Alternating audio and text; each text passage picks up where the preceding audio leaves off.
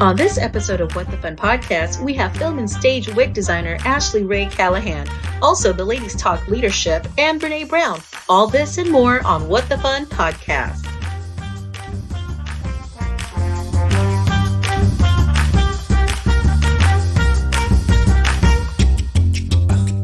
Hey there, friends.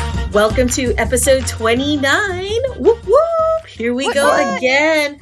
Oh my gosh. I gotta say, I really enjoyed episode 27 with Serna. Mm-hmm. I will say that I was listening to the episode, and I listened to everyone's episode, but with those Serna, just for some reason triggered something, and it kind of goes back to the Capricorn season of just, restructuring and rebuilding. And I, as I was driving and listening to his episode, I felt rejuvenated. And Kisa, I think I text messaged you while I was on my way to work saying like, hey, by the way, I was not texting while driving. I was dictating to Siri to text Kisa. But I was letting Kisa, I know the ladies know that, there was something about that episode that truly rejuvenated me. There's just this thing going on in my personal life, and I was just a little, confused and just trying to get things all sorted out. And, Capricorn season for me, when I did that whole pick-up pile, it, talked about, and this was a reading with Chris Corsini, pick-up pile astrology. He was saying that for the pile that I picked was all about, things are going to slow down, gives you an opportunity to plan and restructure. And I just started thinking about the episode of Serna, and for me, I wanted to, what's that word? I felt this sudden urge to change in a great way, Like evolve. Thank you. Because of the new year and just, trying to renew myself with the new branding of Kimberly, which Renee will never accept. It was just a feel good. It was just a feel good interview. That's all I just wanted to say. Was episode 27 made me feel good. Felt rejuvenated. Yeah. And I have a plan, and I'm slowly going to build towards it. Yes. That's awesome. Well, I felt the same way, but in general, I think that episode helped a lot. Working on the episode helped a lot because I think we had a little break. So getting back into the creative zone just reminded me of how much fun that could be. Yeah. And then today I'm on vacation, right? Currently, but we were supposed to have a friend that was going to distract us during this vacation, and she's not here because of the whole COVID situation. And now I'm here on vacation, but I'm doing work, trying to catch up on my emails and stuff. And then I was like, I need to go enjoy my day. So what did I do? I ended up in a parking lot with a tub of ice cream. Nothing wrong with that. I don't see anything wrong with that picture. Did you go to your old place of employment, Haagen-Dazs? No, I didn't.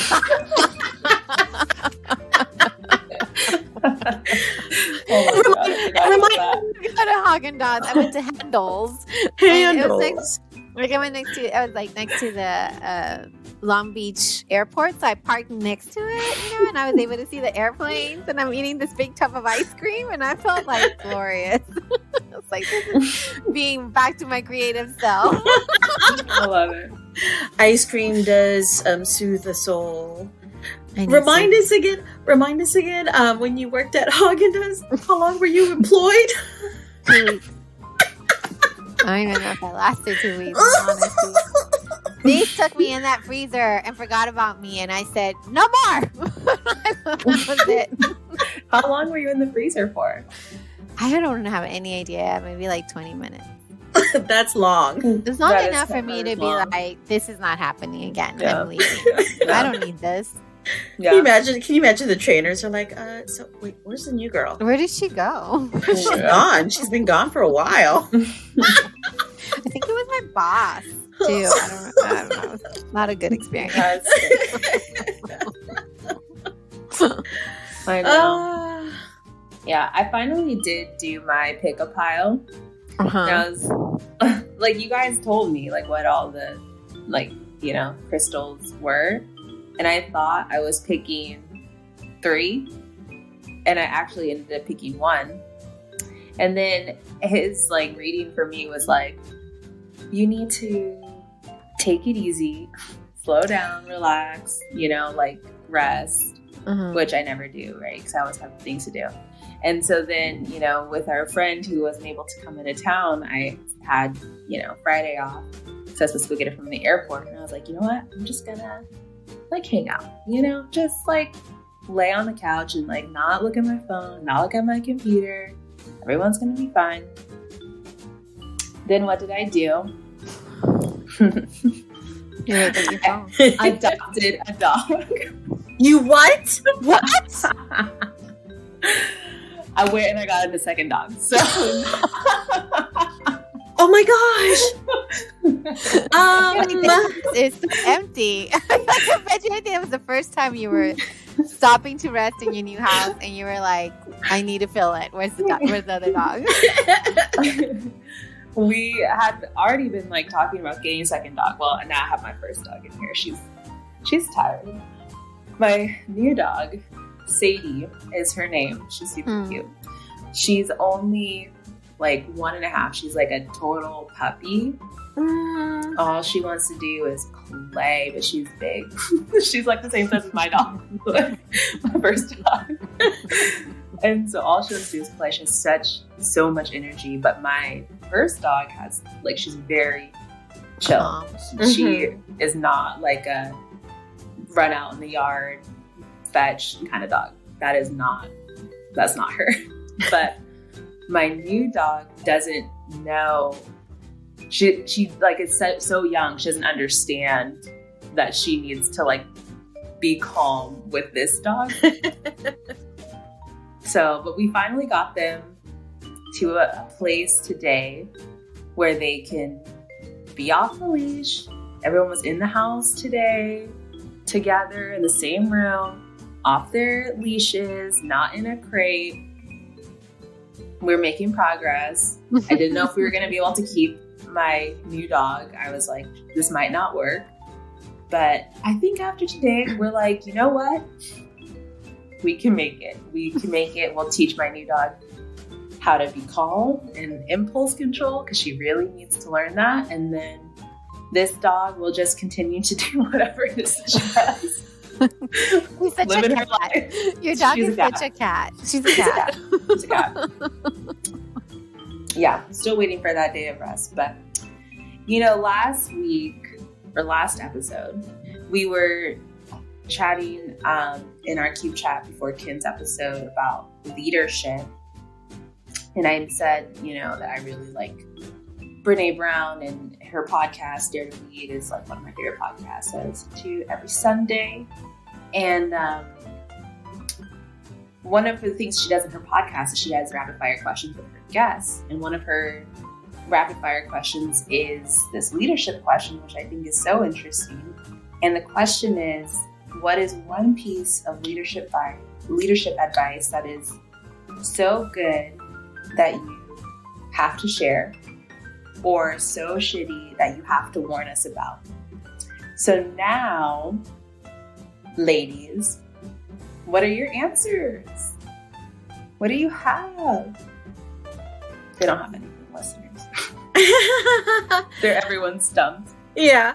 You know what? I'm going to jump into one I think that people need to really be, and that is, as a leader, something I learned from a senior executive leader, and that was be the mayor. You know, when you're out there, out in the area, you know, interact and like introduce, like be proactive in introducing yourself.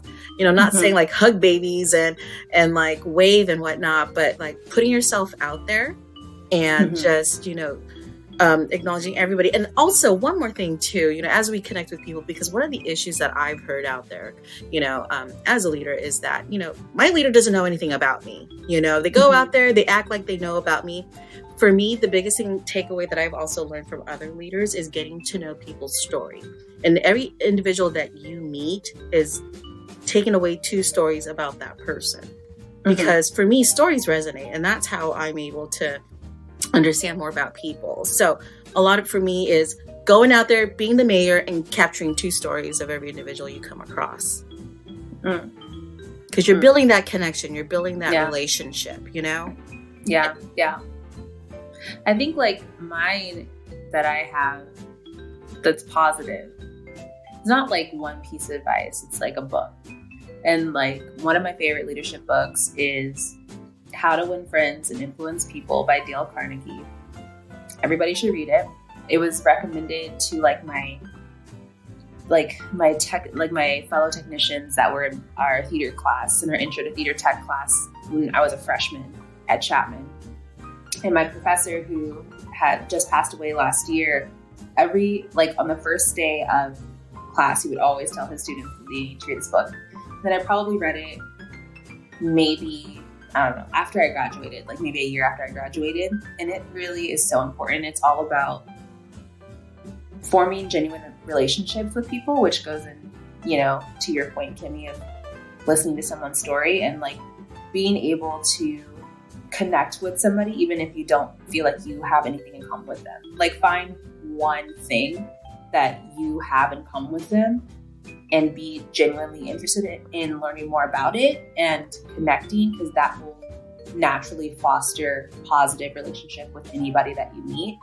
And in entertainment, and not just entertainment, any business that you're in, it's so important to just build that network. So anytime you can foster relationships with people to build your network, you're going to be smooth sailing. Oh, yeah. What about you, Riri? The shittiest advice Tell us. There's a lot out there, you guys. Like, honestly, would be the mayor. No, I'm just kidding.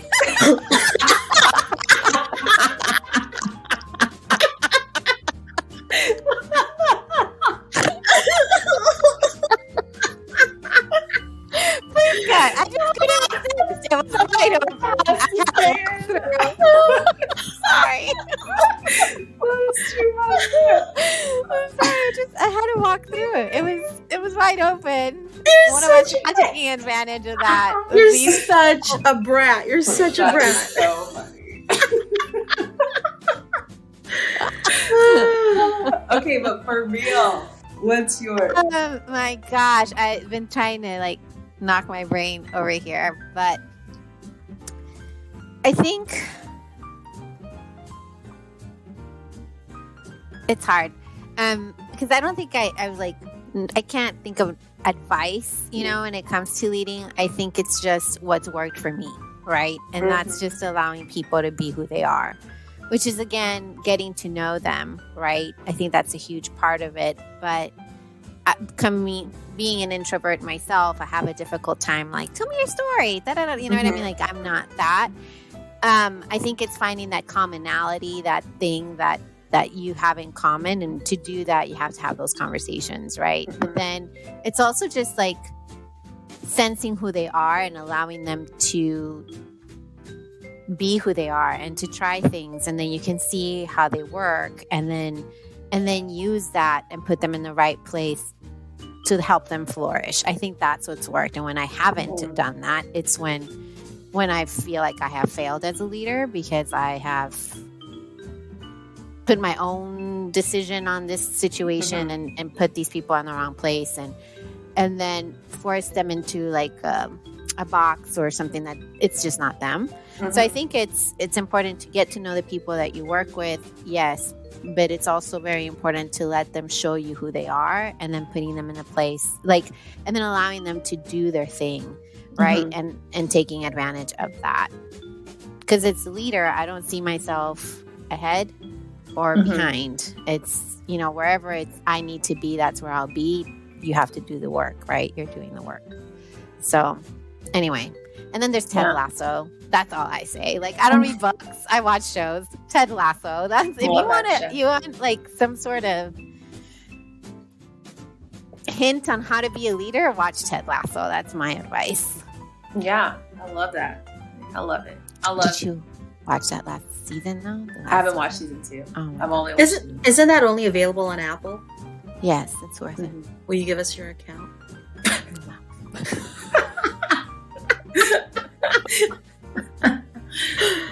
Yeah, let me do that right now.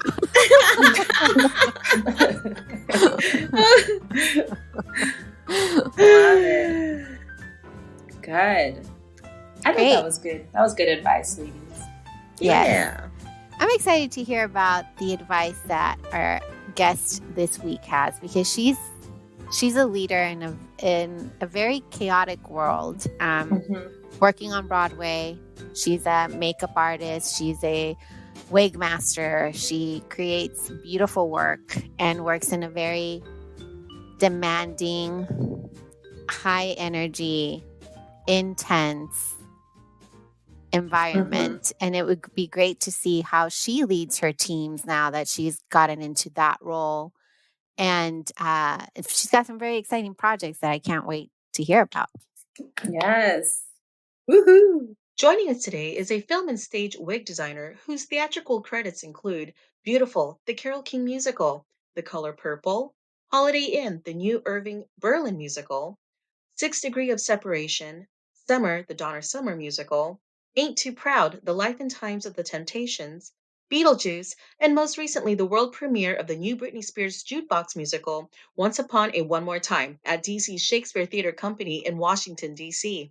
Our WtFun guest is also an Emmy nominee for Jesus Christ Superstar Live, and she also worked on one of my favorite shows, The Marvelous Mrs. Maisel. Oh my gosh, season 2, I think, comes out in March. Can't wait. Anyway, this awesome lady is one busy bee in the theater world, and we're so lucky to have her on this show. So without further ado, please welcome Ashley Rae Callahan.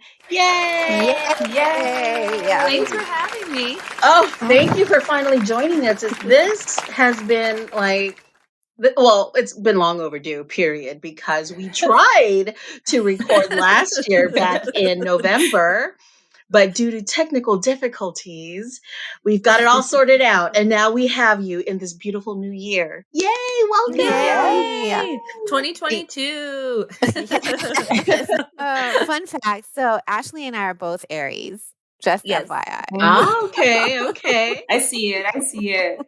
Yeah. You're a March Aries too, right? No, I'm an April Aries. Oh, you're an April one. So we're Thought you were slightly March different. too. A little different. A little Similar different. but different. But I mean, I'm the cusp. I'm the 31st, so I'm kind of like on both sides. You're kind of on both, yeah. I'm smack in the middle, 17th. Well, towards the end there. You're towards the yeah. end. Yeah. You're getting close to, what is that, Taurus? Taurus, yeah. But I definitely don't have any Taurus traits, I don't think. Anyway. They're stubborn. I'm not stubborn. You're stubborn. The ram isn't stubborn. That's like number one, being an Aries. It's like being stubborn and in charge. We're the first sign of the zodiac. So true. So Stubborn, true. I'm like, bitch, please. She's lying. Oh my goodness. Oh, man. Okay, well, anyway. Okay, so Ashley, when we last chatted, you mentioned that you were working on a new musical production. Yes. Tell us about it. Tell us this new upcoming musical. Well, just finished performances in DC, but I was designing the wigs for the Britney Spears musical Once Upon a One More Time at the DC Shakespeare Theater. Yes. That is so cool. So how was that experience? Yeah. Oh, it was really great. The team there, my hair department was like top notch. I mean, I was able to secure Gabby Vincent as my hair supervisor. And I've worked with, she was the assistant supervisor on the first show I ever solo assistant designed on Broadway. So it was kind of like a full circle moment to have her put up this production for me. You know what I mean? Like she's just one of the best people to work with. And I had a great associate, Ashley Robinson, set up the show with me. And with my schedule, I had to be at the Ain't Too Proud tour because I was contracted with that before they told me about this musical moving. So Ashley and Gabby really had to do a lot of stuff on their own because I was in other places, but they really did a great job. And I'm so proud of all the work they did. And just, That's awesome. And this was your very first, your very first show where you are the Designer. Well, my first like big show, like I've done shows with like 6 people in them, or like one lady's wigged or 2 ladies are wigged, and then there's like some fun other ones. I did like a Mamma Mia once that had like 12 wigs in it that I was like, ooh, this is getting big, but this had like 40 wigs in it, and I was like, oh, this is like a lot. That's huge. Like people trust it. But then I think back and I'm like, well, I did set up a lot of Frozen in that basement, which had like 300 wigs in it. So I guess I'm qualified to do this job. Yes. I just remember, Ashley, like you would come out of the basement when we were opening Frozen, just dye everywhere because you would just dye in wigs all day long. You would just come up to see what we're working on and be like, how's everything going? Okay, I'm going to go back down to the basement. Well, I'd come up and basically go up to like Liesl and Clint and be like, hey guys, what are your notes? I didn't get to immerse, like come out of the basement today. They'd be like, these are the notes. And I'd be like, okay, I'll do those in the morning. And then I'd like go back to the basement hall and then go to the residence and pass out and come back the next day. Oh, yes. Yeah, so you're more than qualified to take this on. You know how to do it. 300 wigs, 40. It's like, come on now. Wow. 6 casts, 1 cast. Yes. This is just so exciting because, we never really had a chance to talk to a wig designer. And so, tell us, for our listener, what does a wig designer do? Because you design for stage and film. What does your job entail?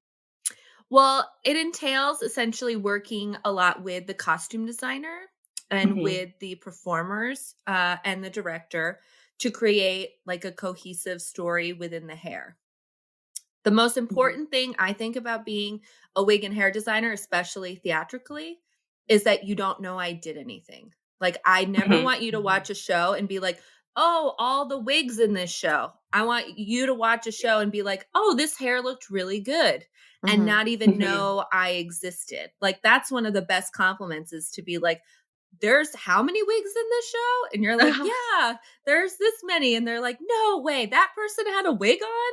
Like that's like such a huge compliment. And when you're designing it, you're designing period, you're designing for character, you're designing for movement, you're designing for safety within movement. You also have to consider lights and how light's playing off of it. There are some shows where you see who the lighting designer is and you say, oh, I'm going to need to add more oil to this hair because they like to use this color light. And with a performer of color, that's going to come off as an ashy look. And I don't want their hair to look ashy.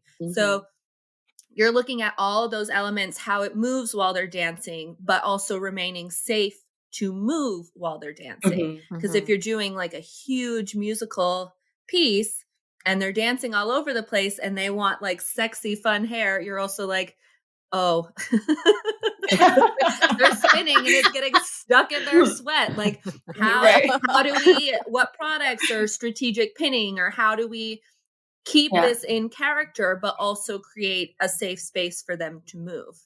So, I mean, some of the best performers ever can just like hairography the shit out of it. And then you're just like, God, you're my favorite. Like, there was this one girl, I guess I'll just say her name. Rebecca Riker in the Donna Summer musical had this like crazy waved hairdo for her femme presenting ensemble track. And she would just like whip it like right out of the way. Anyone else who would have done that would have been like, I'm eating my hair and it's in the way. I need a different hairstyle. And she was like, no, I love this. Like, do I look crazy? And we were like, no, you look really hot. And she was like, great. And she just worked with it. And it was one of those things where you're just like, this is so much fun because it feels so real. Yet, like she was able to work with it where, sometimes when you're working with like newer performers or younger performers, they're like not confident enough in being able to do that movement or being able to make that choice. They're afraid like, and if the choreographer's like, she has to stop whipping her head, this looks ridiculous. Then we're like, oh, okay, we'll change it. But if we don't get that note, we're like, yes, she can work with it and she looks good and no one's yelling at us. Yes. Well, as we're talking about the process of that, working collaboratively with other designers and the director and looking at the overall picture, what about working with your team? What are those things that you're looking for? And what are those steps? Because people assume like, oh, you just go buy a wig, right? But you do so much more. You don't. You actually make these wigs, Yeah. and that venting takes. It's called venting. It takes like it's a talent. It's a craft within itself. So talk to us a little bit more about that part of the process so that people have a little bit more understanding of what really goes into what you're doing. So each wig is custom made for an actor, whether we're repurposing a commercial back or building it all from scratch. But the process starts by the performer coming into the studio and we prep their hair. So if they're a white actor, we're typically doing pin curls. And if they're an actor of color, we're doing braids or twists or wraps, depending on the length of their hair, the texture of their hair. All of that goes into how we prep their hair the best. To make it as small as possible, while still being able to let them kind of live their life. Cause you don't want to walk around with crazy hair for a year and a half because you're in a musical. Right. But it starts with doing their prep. And then we take what's called a head wrap and we put a plastic bag over this part of their head. And we take clear tape and we tape over their head and the plastic so that we get about like this far away all the way around. And we draw their hairline. And then we take measurements and then we take that drawing and we put it on a block and stuff it out with polyfill so that it's the exact shape of the performer's head with their exact hairline. If they're going to be mic'd in the show, we will put fake mic packs on the block where their mic packs will sit. And then we build the wig. And depending on the budget of the show and depending on what the wig has to accomplish, it will either be a fully hand-tied piece or it will be something bought from like a beauty supply that you customize the top and the front. And when I say customize, I mean each hair is tied by hand. So, you're using a commercial back, so you're saving some time, but no matter what, all of this front hair is one hair at a time. Yeah. So, wow. Like a front, I've been doing this for almost 13 years ish now, like ventilating. So I can do a front in like a day and a half if I just sit down and focus. But someone new that might take them a full week of like 40 hours, depending on how fast they are in their skill set. But a regular wig for theater can take anywhere from 40 hours to like 100, depending on what you're doing. And film wigs can take upwards of 100 hours, depending on what that needs to be as well. How big the head is, where it needs to part. Does it have to be parted all over? Then you're tying each single strand one by one.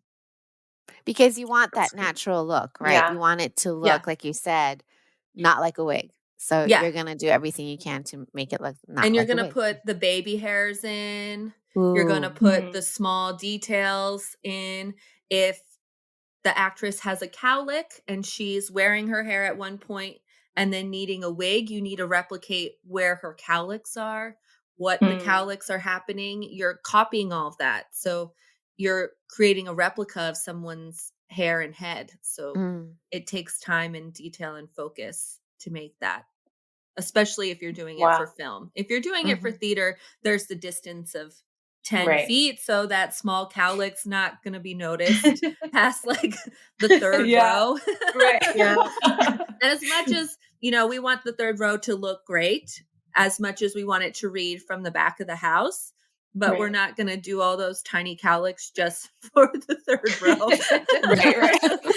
We're going to make sure the lace matches and is laid and the hair looks good from the third row, but we also aren't going to spend an extra 20 hours like ventilating cowlicks in. So, okay, I have to know, like, we kind of jumped into like what you do, but how did you get here? Like, what is your journey on Like, did you just wake up and you were like, I really love wigs and I really love hair and I really want to do this forever? Like, what is that journey on getting to being a wig designer? So my journey started in high school. I was not the world's greatest actress, so I was always cast in like the drama club role of like an ensemble member who had like a line or someone who danced. And we ended up doing Bat Boy the musical in my junior year of high school. It was like the rape like wasn't really included and the orgy didn't really happen, but like we were doing Bat Boy, and I was cast as Ruthie Taylor, the girl who dies at intermission. Spoiler alert if you've never seen Bat Boy. So I was like, oh shit, I'm doing this whole musical and I'm dead until the finale. Like, you know, what else could I do? Because I'm in the first scene and then I get bit by a bat and then I hang out. I'm in a hospital crying in another scene and then I'm murdered. Like I'm on stage 3 times. So I was like, it would be really cool to figure out how to make this kid I go to school with look like a bat. Like, are we buying ear? Like, how do you do that? And I had the greatest high school drama teacher that totally encouraged me figuring that out. Like, we found these old makeup palettes and I did like 90-year-old old age makeup on this like 18-year-old, 17-year-old boy. So he did not look 40 because I had no eye of like subtle aging. It was like lines or nothing. But she encouraged me and she her name was Elena Helliker. It's now Elena Butler. She still works at that high school. She still has the drama program. And she was like fresh out of college when she started. She was like a couple years out of college. So you could really connect with her because she was younger and she had gone to school for stage management. So she wasn't just an actress coming in to teach acting. Like she really taught people about stage management, about lighting, about sound, set design. She encouraged people to be costume designers. Like the part that you don't always see because everyone always focuses on being the star on stage. She helped nurture other talents. And she helped me with that. And then we did like Our Town my senior year and I did atrocious old age makeup again. But she was like, if you really like this, there's actually a school that you can go to and learn about this. And I was like, this is a real job. And she was like, if you're doing it here, it's a real job. And I was like, oh, dang. And I made this like binder portfolio and I interviewed at North Carolina School of the Arts and I got in. And I went in thinking I was going to be the next Rick Baker because prosthetics were like so cool. And like I was going to be so good at it. And then I got to prosthetics and I was like, I hate this. Like sculpting pores is like horrible. I don't know how anyone like sculpting fine lines into a prosthetic, like to match someone's fine line. I'm like, this is for the birds. Like, I don't have the patience for this. Like, and then if one part's wrong, you have to start from scratch. Like, you have to sculpt it all over again. I was like, oh my God, this is terrible. But then I was like, you know what's not terrible that I really like? Tying individual hairs. Because even if I fuck this up and the color's wrong, 1, I can tone it, or 2, it can be used somewhere else in the future. It's not just like garbage, but I'm also a huge history nerd. Like I love history. I love historical things. So taking like the history of hairstyling and knowing if the weight shifts from here to here, what period you're in, why the weight shifted from here to here, who influenced it, what sort of person were you and could you have accomplished this, or what was your way of accomplishing this historically based on economic status, based off of where you lived, like all those different things based off of what country you were in and what was influencing you. Like, and I really loved that. And I loved the story that tells in and of itself, because I'm a firm believer in knowing your history to understand your present. Like all over the board. If you don't understand why this hairstyle was done, why this cultural reference point, turning point happened, what it influenced, I don't think that you understand the world we live in today. And I'm a Mhm. firm believer in knowing the good, the bad, everything in history to understand why it happened, what happened, why we did it that way, and how we can be better today. Yes. So yeah. that propelled Yes. me. Mic drop. Mic drop for Ashley, everybody. So learning about that, I went to school for it, really liked wigs, got a job at the Santa Fe Opera, worked there for 3 seasons, and David Zimmerman was the wig master there, and he had worked with Tom Watson and Chuck LaPointe in New York City. And I'd finished school, and I was like, hey, I'd really like to work at this Broadway wig studio. Like, is there any way I could get one of their number, like Tom's number, to see if I could get a job? And he was like, oh, Tom doesn't answer the phone. Call Chuck. Chuck will answer the phone. And lo and behold, Chuck answered the phone. I made a mustache, and a week later I was offered a job. And I worked there for about a month. And then I put myself through cosmetology school during the day. And I made Motown facial hair in my apartment at night. And then once I finished cosmetology school, I started ventilating there full time. And about a year later, he asked me if I would assist him in designing musicals. And wow. That's awesome. Here you are. And here I am. Here you are. So you mentioned you like working on Broadway, right? Just working on Broadway. I think that a lot of people are going to want to know, what is that experience like? Like, what's the craziest thing you've ever done on Broadway, and or experience that you've had on Broadway that stands out? And even, I mean, I can ask like, what's your favorite show that you've worked on? Like all that stuff will trickle from there, but let's go for it. I don't know the craziest experience I've had on Broadway, but one of the best experiences I've ever had was doing Ain't Too Proud and starting it at the Berkeley Rep.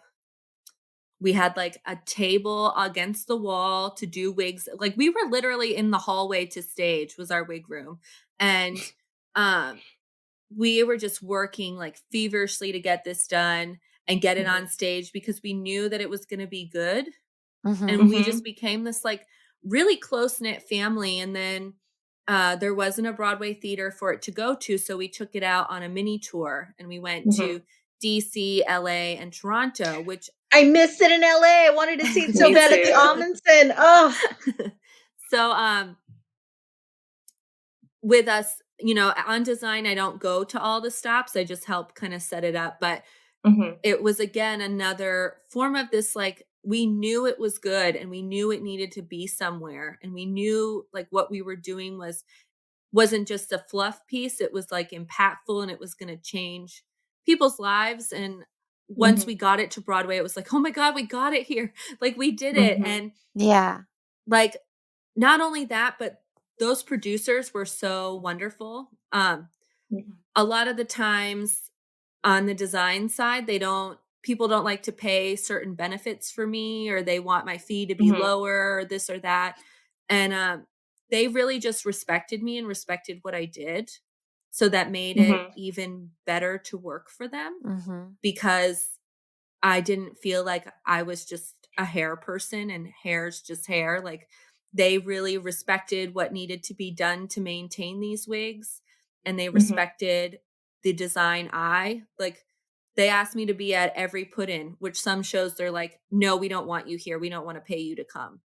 Where they always wanted me there. They always treated me really well. So not only from like a cast, crew, family, creative family, there was the family with the producers, which is so different. Like you don't get that. And I'm really sad that it closed last week because it was like one of the best experiences of my life. Like it changed my life in so many different ways. And I'll forever be grateful to have worked on it and been a part of it. And I mean, it was crazy, but it was so much fun. I mean, Chuck and I even developed different ways of building the wigs to accommodate certain, the way their hair would grow out wearing these short afros. We developed different techniques to build them and how to build them and how to cut them so that they read this way. And again, one of the best compliments was whenever people saw the show and were like, yeah, everybody's in a wig, but 2 people the whole time. And people were like, no, they're not. That guy was in a wig. And you're like, yes, he was. He was in a wig. He's got a skin fade. Like, he's in a wig. Yeah. So it was just being a part of it. Like, I don't know. It was just so much momentum to get it there and to finally have it be there. And everyone, like every iteration of it, every new crew, everything, like it was always such a positive experience. Amazing. And so That's that good. I was, think, like you said, it starts from above, right? So it starts with the producers and it trickled down. And you guys, usually the crew is a family, no matter what show you work on. And the Yeah. ground is always really solid. So it's nice to see that it was the ground and, you know, those I above also and think everybody together. I think it's important that your main principal actor is also very grounded and very humble. And Derek Baskin was like the epitome of wonderful. And he led that ship so gracefully. And when Nick Walker stepped in after Derek left, like he was also just incredible. Like they both had such kind hearts and spirits and were insanely talented that it was just such a pleasure to have been on a show with them. You know, like when your principal actors are kind and nice, it helps everybody be kind and nice. It really does. Yes. It really does. Really Like does. if you've got like a mean diva, you're just like, oh no. Yeah. No. How fast can I pin your wig on so you can just go somewhere else? Ain't got time to deal. So switching over to Britney Spears, how has that show been? Because that's a completely different world. Well, that's it's her music. So it's still a jukebox. You know what I mean? It's still music people already know. But that's the story of fairy tale princesses. It's not about Britney Spears at all. So that story is more about like women's empowerment. And it's about writing your own journey. And it's about taking control of where you want your life to be. Like, okay, I'm living this life and every day my life is XYZ and my life is fine. There's nothing spectacular about it. But is this what I want my happily ever after to be? And what happens when I question it? What happens? Do I encourage other people to question it? Or do people side against me when I question it and tell me not to mess with the status quo? And where does that lead us in the journey I'm on? And how does that journey change other people? That has been the topic of conversation in my head. Mine too. So it's very current. And it especially goes with Britney Spears' story herself. Can she write the end of her story? Does she gain access to the narrator's quill is the question. Yeah. Oh, yeah. That's beautiful right there. Yeah. I love that. So that's more about, that one was more like modern and fun hair and just, I worked with Lauren Elstein. I was the wig designer and she was the costume and hair designer. So we worked really closely together to create these looks that were current, but hinted at fairy tales and who you kind of expect people to be while being modern and in line with the story. So that was a lot of fun. Okay, it's great that live theater's back up and you've got a slew of productions to work on with design, but how was it for you during the pandemic? When theater was closed, what were you doing to keep yourself busy? Just watching television. I watched a lot of TV and then questioned every decision I'd ever made in my life. Any regrets? Well, I was just like, oh my God, I based my whole life off of like this one thing and now this thing can't happen. And like, what do I do? And I hadn't worked much TV before. So no one knew my name on the TV side. So all these people I knew were working and picking up days on TV shows. And I was like, oh my God, no one's calling me. I must be like the world's worst hairdresser. Like, this was all a lie. I'm a fraud. Like, people know I'm terrible. There's like that whole imposter syndrome that you're like, oh my God, I must be this. And you're sitting, I live alone. So I'm sitting at home alone with cats, like just thinking. But coincidentally, on my 31st birthday, I got asked to day play on Maisel, and that was a lot of fun. And working with them and being in that different environment, I was like, oh, like, I can do this. I can do this. And I really like doing this. And I like the rush of doing hair for 5 hours in the morning and then being like, oh my God, now I need another coffee. Like, my day's just begun, and just working with Savannah and Stephanie to do what they needed for background hair was just like so much fun. And it was so much fun to not be in charge either. Like, a lot of my career has been balancing things and being in charge of other people and managing expectations and making sure this is budgeted and this is approved and this is that. And to just go in and do hair, I was like, this is amazing. Like, I'm just doing hair. Like, so it's great. That was a lot of fun. And just doing that was like an incredible experience. Like, it was a lot of fun. Cool. That's awesome. So if you didn't have hair, like when you were sitting there in your apartment questioning your life choices, did you ever think like, I should have pursued something different? Like, and what would that have been? Yeah, I seriously thought about going to law school. Like, I did not complete them because I'm an Aries and I have a lot of thoughts that I never follow through on. Procrastination is our number one thing. That's okay.